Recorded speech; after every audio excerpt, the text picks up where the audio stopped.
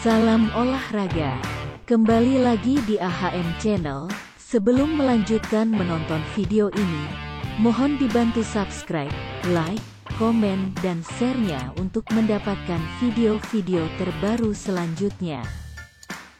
Terima kasih. Semoga Tuhan senantiasa membalas kebaikannya.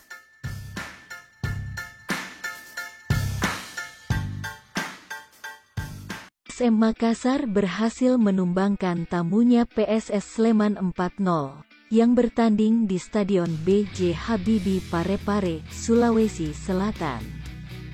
Kick-off PSM Makassar vs PSS Sleman dimulai pukul 16 waktu Indonesia Tengah. Pertandingan PSM Makassar vs PSS Sleman berlangsung seru dan menarik, jual-beli serangan terjadi. Di babak pertama PSM Makassar unggul 2 gol yang dicetak oleh Ramadan Sananta menit ke-1 dan Ananda Raihan Alif menit ke-28. Memasuki babak kedua PSM Makassar kembali menggandakan golnya. Di menit ke-71 Ramadan Sananta kembali mencetak gol keduanya sementara gol keempat PSM dicetak Everton Nascimento melalui penalti menit ke-77.